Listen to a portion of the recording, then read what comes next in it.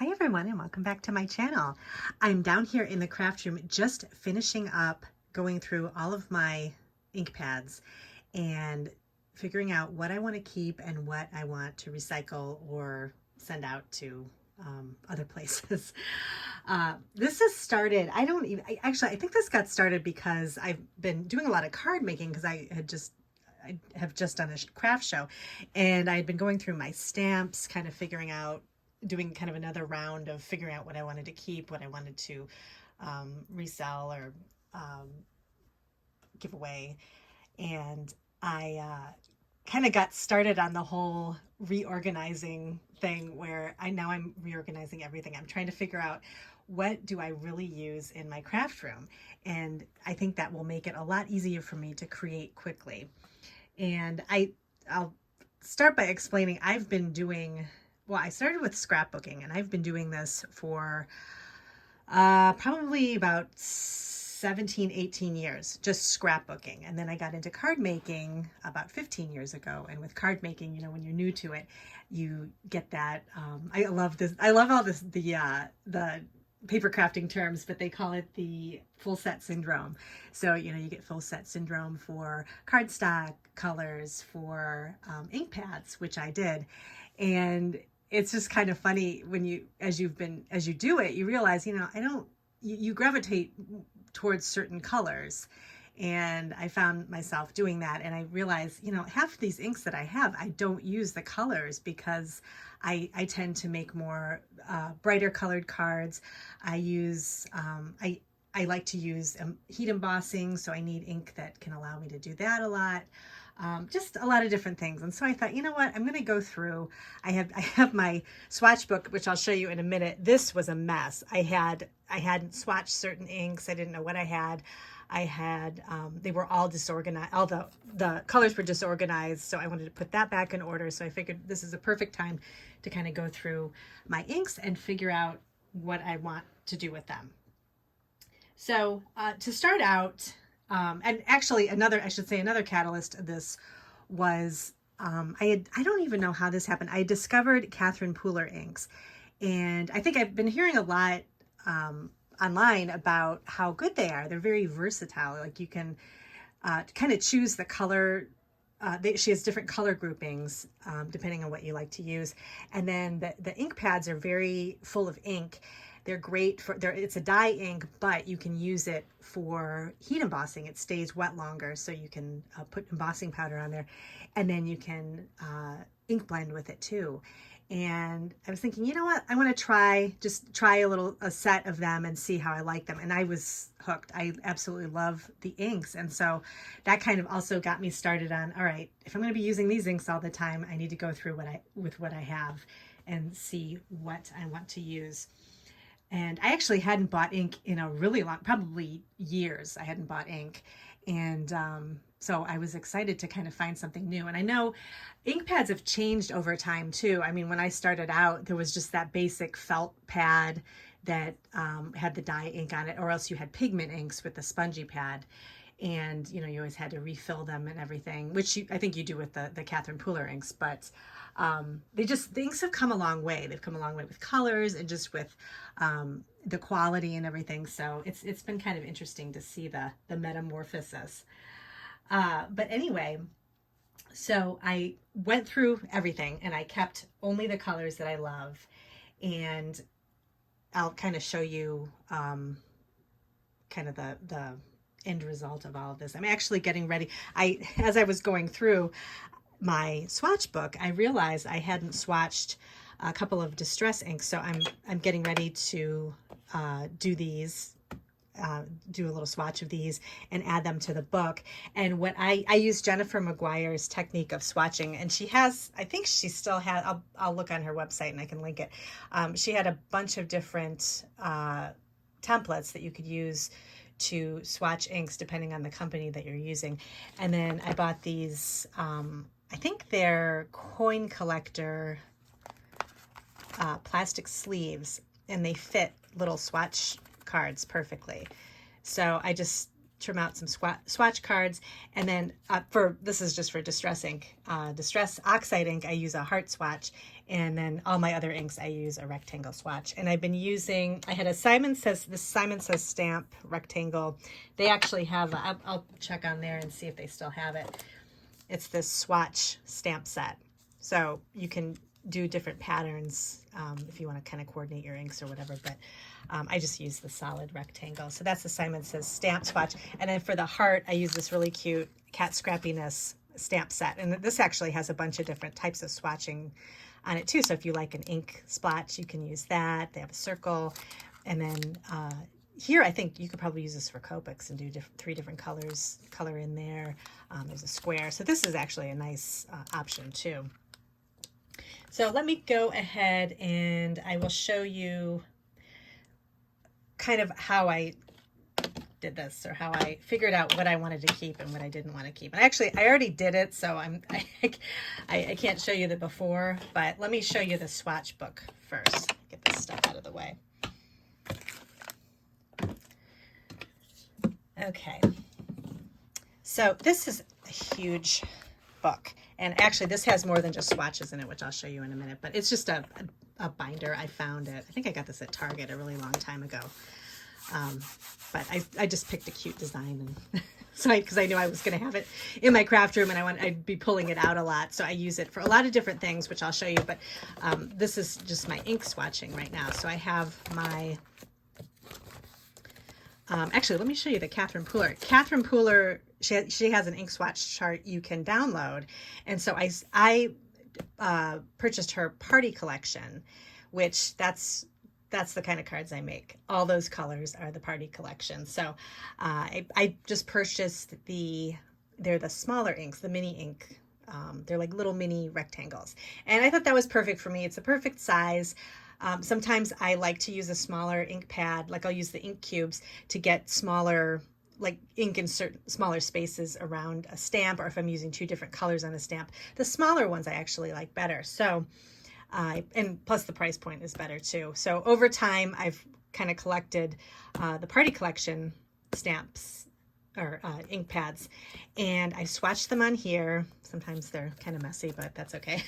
I have an idea of what it looks like. So I have all of these swatched here, and these are just gorgeous colors. And I think there's, let's see, 1, 2, 3, 4, 6 or 5, like 5, and then a set of 4 basic colors groupings. And then also, if you look on her website too, I don't know if you have to subscribe to her newsletter, but you can download this color swatch chart, which I love because, oh, and by the way, this is not sponsored or anything. I do like these inks. And I think a lot of people on YouTube talk about how much they like the Catherine Pooler inks, just how they work. They're so versatile too. So that's just why I'm sharing.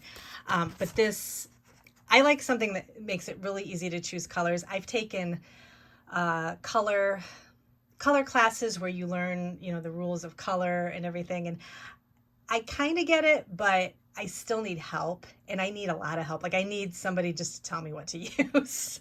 And I've tried using color wheels before, which are helpful, but this is an even better color wheel because it's an actual color wheel, but it plugs in the colors that I'm using for the party inks. So I can figure out which inks would work perfectly for, say, a red flower that I want to use. I want to have a few different colors together.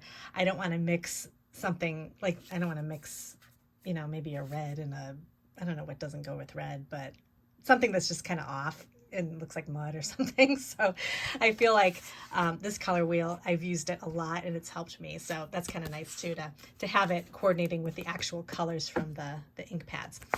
But this is the Catherine Pooler. And then I've organized my ink pads, the swatches, according to basically rainbow order. So starting with pink, I have kind of my darker pinks, and then I have lighter pinks, blush colors. So you can see I have, and then I also specify whether it's a pigment ink or a dye ink. The dye inks are the ones that kind of sink into the paper and they're more permanent. to start. The pigment inks usually have the more spongy ink pad, and they kind of sit on top of the paper until they have time to dry. The pigment inks are the ones that you can use easily for heat embossing, where you sprinkle the embossing powder on top, and they work really well with that. But there are some, like the Distress Oxide inks work really well. I think that's kind of a hybrid ink that works well with heat embossing because that stays wet for a longer time. And then, like I mentioned, the Catherine Pooler inks. I believe there's probably a few other ink pads out there. I know Altenew has some really great inks too. I have never tried their inks, but I know a lot of people like them too. And I'm not sure if they stay wetter longer so that you can also do heat embossing techniques. But I kept some of my pigment inks as well as my dye inks. So I have my lighter pinks and kind of corals up here. So I just have like it says it's Berry Sorbet from Paper Tray Ink, and then I just have a swatch of the color, and I just swatch it one time. Sometimes people will make a swatch of an ink pad and they will swatch it maybe 2 or 3 times, where they double up on the stamping. So they'll stamp it once, stamp it twice, stamp it 3 times, and then you can kind of see what it looks like as it gets darker, but using the same color. That's a nice technique too if you don't want to buy different colors of ink in the same group.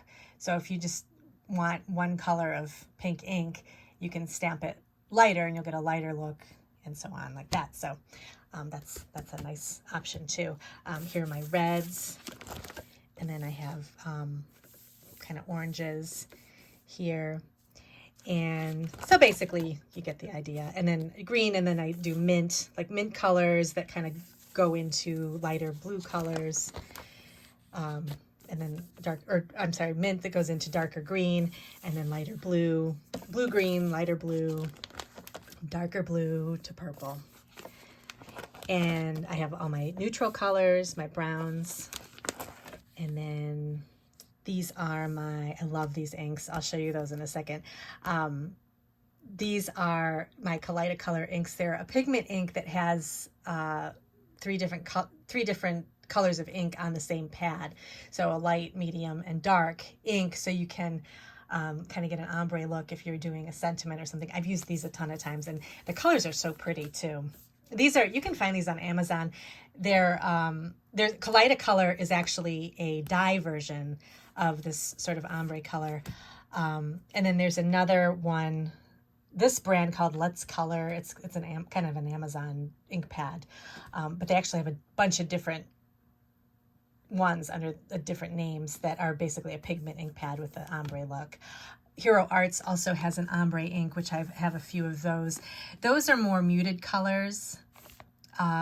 So I kept these, but I tend to go towards the more brighter colors. And then I have my Distress inks here, which I have stamped with a rectangle.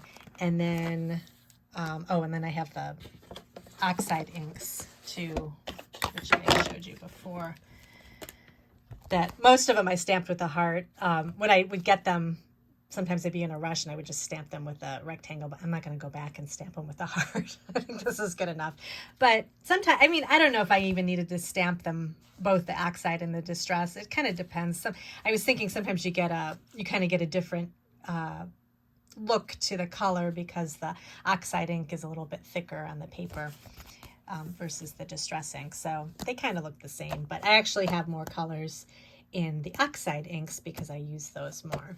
So I have those all swatched too. And then, let's see, there was something else I was going to mention too about my inks. Oh, when I was going through, so this was such a great help because what I did was, my process was I went through each page of the colors, and I looked at the colors, and I looked at the ink, and I said, okay, have I used this ink pad in ever or in a long time? Do I like the color? Those are the 2 things I asked myself. I was not drawn to certain colors, so I pulled the card out, pulled the ink pad, and just put it off to the side. And I did this with every color, and this was really helpful. And then when I knew what I wanted to keep, I went back over it again to double check what I really wanted to keep and what I wanted to get rid of. And that was really helpful. And so I ended up with exactly what I will use and what I love. And this will keep, it's probably a lot of you know, if you have a lot of supplies, it can be overwhelming. If you want to make a card, you have like too much to choose from. And just having so many colors to choose from too is a lot. So, you know, keep what you love, keep what you're going to use. That's kind of the takeaway from this. So I'm really happy with this. This is all organized. I just have to put in my distress inks, or my oxide inks. Let me show you really quick what else I have in here, because this might be helpful if you like to use a lot of different mediums to on your paper crafts. So I have a couple of classes that I took in Copic Marcus, so I keep the printouts from those classes in here. So those are all of these. I have, this was, I don't even know, I think this came on a blog post from Paper Tray Ink. This was really helpful. This was a Copic marker matches for the Paper Tray Ink inks. So I kind of filled those in. Let's see, this was, I don't even know if Paper Tray Ink still does this. Used to get a color inspiration card in the monthly or weekly newsletter. And these were great because you get some fun ideas for color combinations using their inks, but you could use it with any ink. You know, just, again, like I said, I always need help with my color combinations. So if somebody just tells me what to do, then I like it. So that's like with the color cubes that I've talked about a couple videos back. Those are great because those have color inspiration cards on them too, and it tells you what color to use. So this is kind of fun, you know, for a Halloween type card.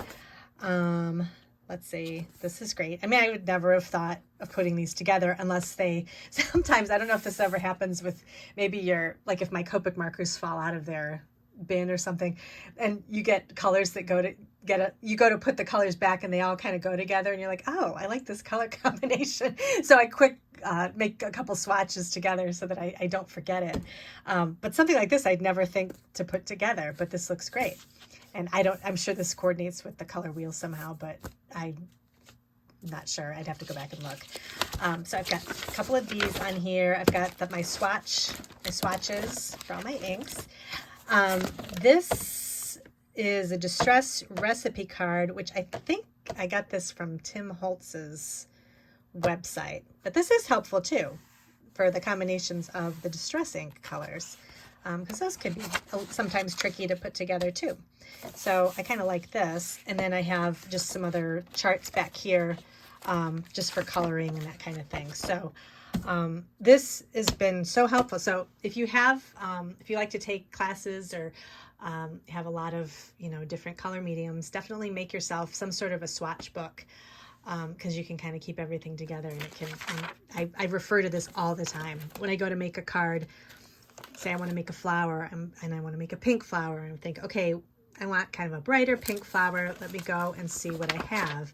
So I'll go in and kind of, you know, check out what I have for pinks.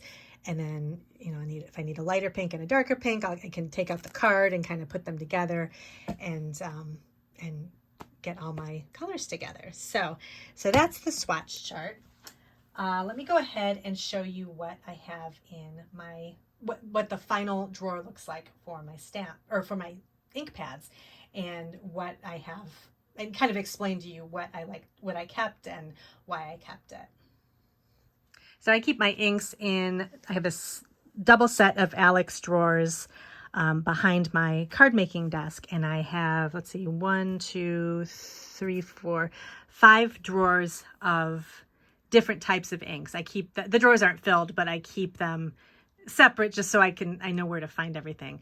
I have them organized by dye inks, pigment inks, and then specialty inks, so like the Kaleidocolor inks, the ombre ink color pads, and then like the Brilliance ink pads. I don't know if you've ever seen those from Memento.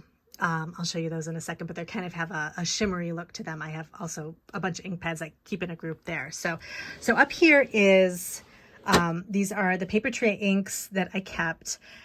These are very old. I started using Paper Tray ink. That was my first probably one of my first stamp companies I bought stamps from when I started card making. And this was their kind of paisley shaped ink pad. Now their ink pads, I don't know if, I haven't bought ink from them in a long time, but I don't know if, this is the most recent ink pad, this oval shape. I don't know if they've even changed it since then. But these colors are nice. They coordinate with their cardstock. I've always liked their colored cardstock.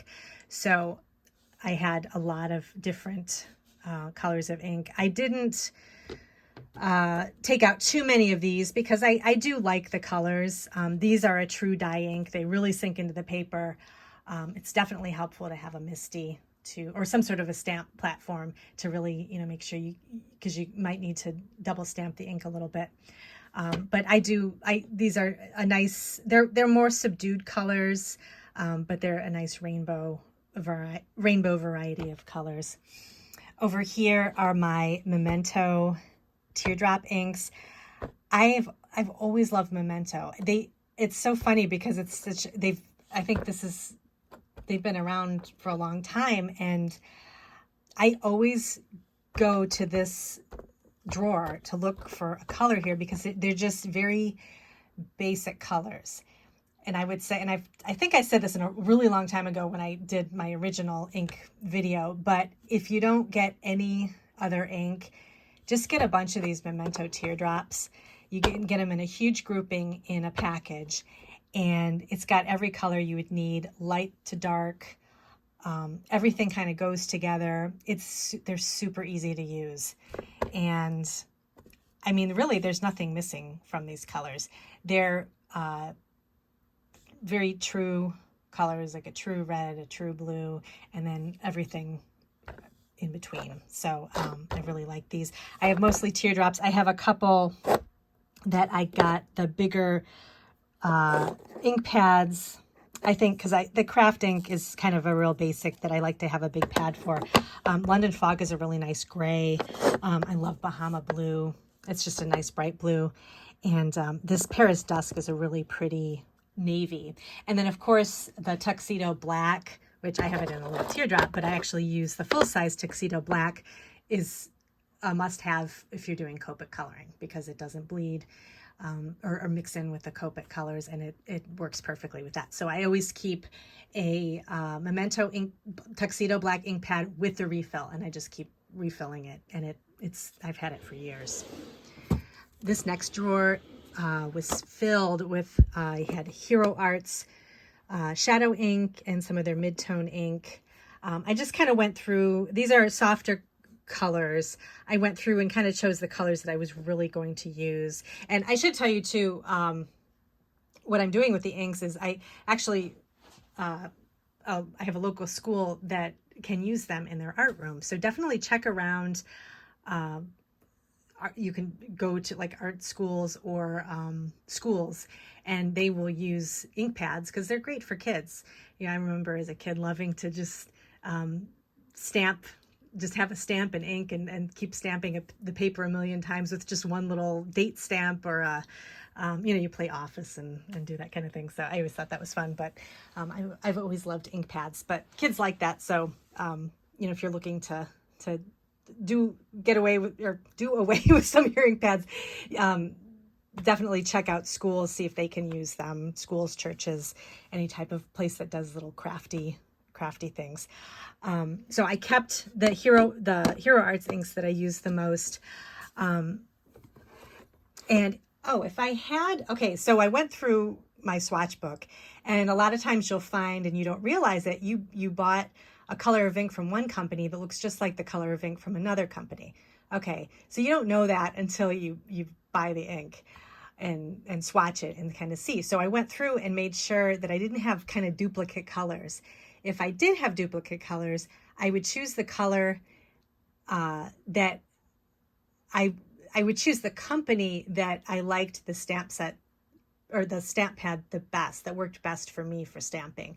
So if I had doubles of, I did have doubles of some for all of these. So I ended up keeping, this Lawn Fawn ink is also a great dye ink too. And this is one that I can't figure out how they do it, but their ink pads they're not, you can't really heat emboss with them. I suppose you could if you like run really quickly and put the embossing powder on there. But the ink is so saturated, but it's a dye ink, so it gets right into the paper and you get a really crisp look. And the ink pad is very saturated with ink. Like it's not a dried out seeming ink pad. So I have a lot of these in the cubes that I reach for a lot, and I have them in all the colors plus the neutrals. So I kept these, and any duplicates I had from another place, if I had something that matched with Lawn Fawn, I just kept it. So I've got those in these little tins. These are great for keeping everything together. I do have some larger ink pads with some of the colors that I just really, really liked. These are some of my favorites. Of course, you can see the bright colors here, but Plastic Flamingo and Freshly Cut Grass. These are just really nice, bright colors. This is a great yellow, this butter color. I really like this. So I have those in the larger version. And then these are the ombre ink pads I was telling you about. This is the Kaleido color, which is really fun to work with. So you can have the ink pad like this where all the inks are together, and then you use this little lever here and you can pull the inks apart and use them separately. They don't come out of the pad, but you can kind of pat your stamp on each of the colors separately if you just want to use one color or something. But I really like using these for sentiments or solid stamps. You can get a really fun gradient of color on your solid stamps. So I got these a really long time ago. They're really hard to find. The Amazon had them for a while. I can see if they still do, but these are a dye ink and they're brightly colored.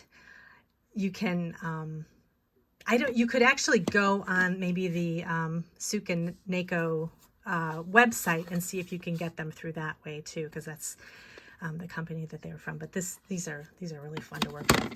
And then my Hero Arts Ombre, you can still get these. And these are 3 different ink colors on the pad, and you can use it horizontally or vertically depending on how you want to stamp things. I also have this one is sort of I think I used this once maybe, but this was fun. I found this at Hobby Lobby, I think. This Big and Juicy ink pad. This is from Ranger. Again, an older ink pad. I don't know if you can even find them anymore. Let me see. I'll show you what it looks like. It's kind of hard to see. This is all one ink pad, and it's got a kind of a color gradient going from left to right. You can kind of see that's the pinks, and it goes all the way over to greens and blues. So that's a big stamp set. You can use it to get kind of a gradient look with your stamps.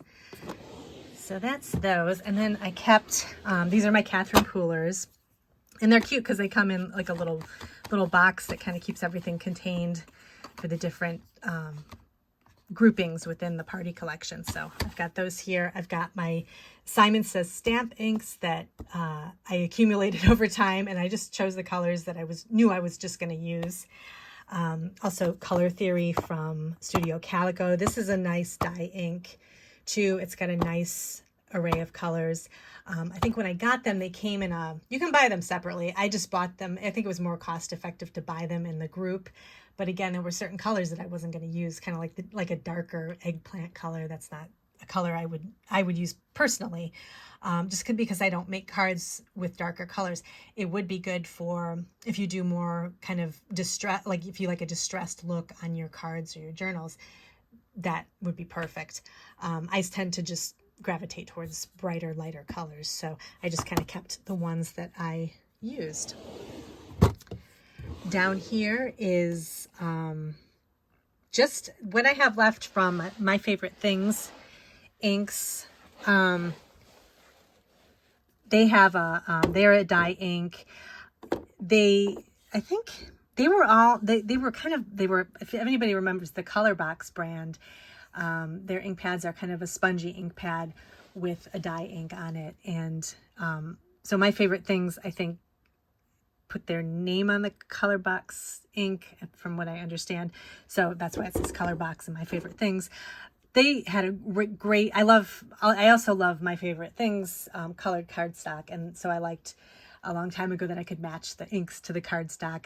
But now I just kind of kept what I knew I would use.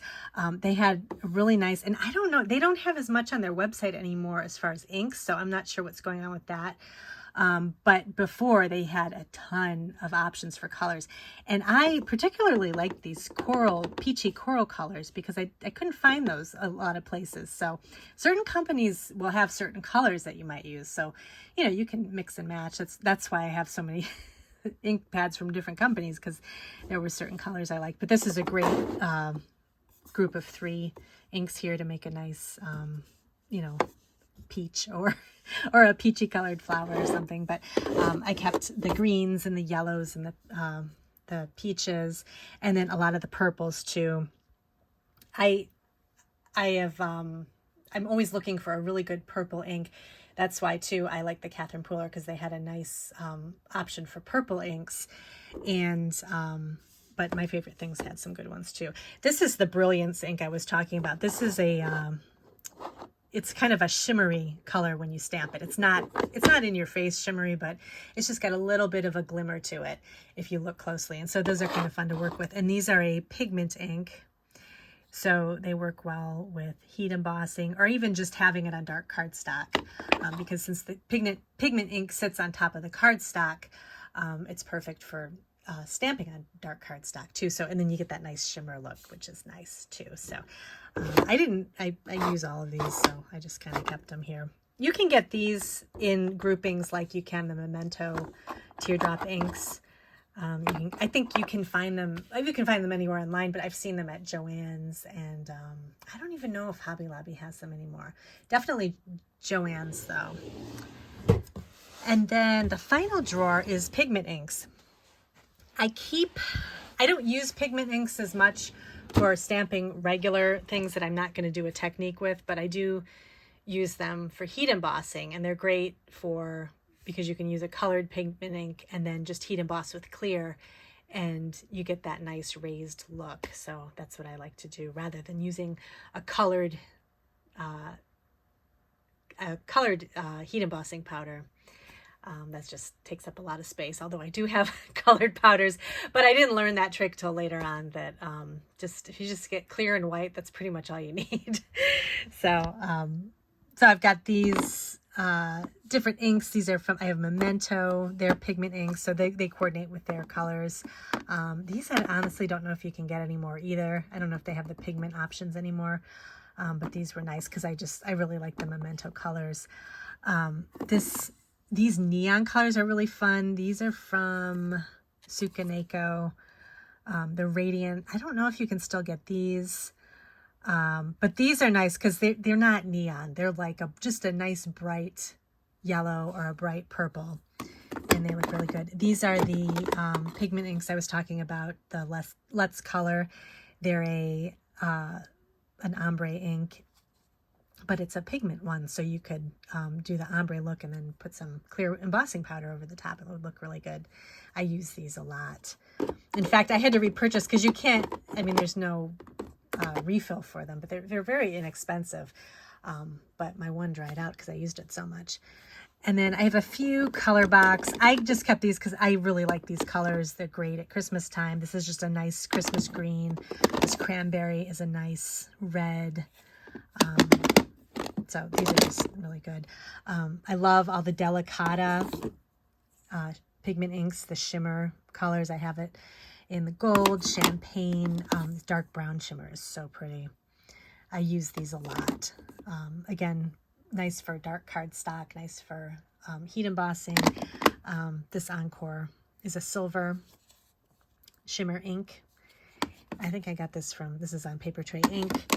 And then these inks are very old. I got these. These are probably some of the first inks along with the Paper Tray inks that I bought. Avery Elle does not have inks anymore, I don't think. So these are kind of the colors that I liked from them that I kept. A nice variety. I kept the pigment inks because I wanted to, even if they were the same color as the dye inks that I had from another company, because again, with the pigment inks, they sit on the paper and you can do heat embossing with them, whereas some of the dye inks you can't. So that's why I keep these around. I don't remember if I mentioned that before, but that is why. But I did mention how I got rid of the inks that were the same color but two different companies. So that's why I would keep the same color of pigment ink, if that makes sense. I also have Mama Elephant, which I believe they still have pigment inks. I like a lot of they have some really pretty kind of coral colors too that I like. And then these are just some random inks. I have this, I love VersaFine ink. I keep my VersaFine black ink up near my desk, and I use these for watercoloring. So outlining a stamp and then watercoloring it, it doesn't smear. VersaFine is also, I like to use for sentiments because it's a really crisp, gives you a really crisp stamp. Plus it stays wet for longer. It's a, I think is it archival? It's a hybrid ink, I think.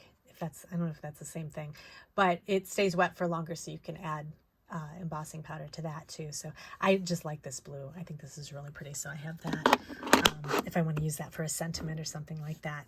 So this is just all the pigment inks I have. I had more, but I kind of pulled some out. Kids like the pigment inks are probably easier for kids to use. So if you're planning on giving these to a classroom or something like that, probably more pigment inks would be good. But some of the juicier dye inks I think would be good as well. So that is everything with my inks. So I'm really happy to have kind of gone through this and kind of cleared out a little bit. I've been doing a lot more with junk journaling, so but I did just finish a craft show that I did need to make cards and stuff, and I was thinking, I really need to just kind of go through and get rid of what I don't use as much and just keep what I really love, because it does carry over. I do use ink in my journals too, and my stamps in my journals too, so I want to be able to find things. So I'm going to continue with this organization, and I'll probably come back and do another video if I go through. I need to go through my 6x6 paper pads. I've done this in the past. Actually, they're not too bad. But I did want to go through these to maybe find some collage papers in these. But I think stickers is next. I've got quite a few stickers down here at this bottom drawer. So I want to kind of get a better organization process with those too. So let me know if you have any questions. I'll put some links to some of the things I've talked about, just that might be helpful for you if you're trying to get organized. And I appreciate you watching the video, and I hope you have a great day, and I'll see you in the next video.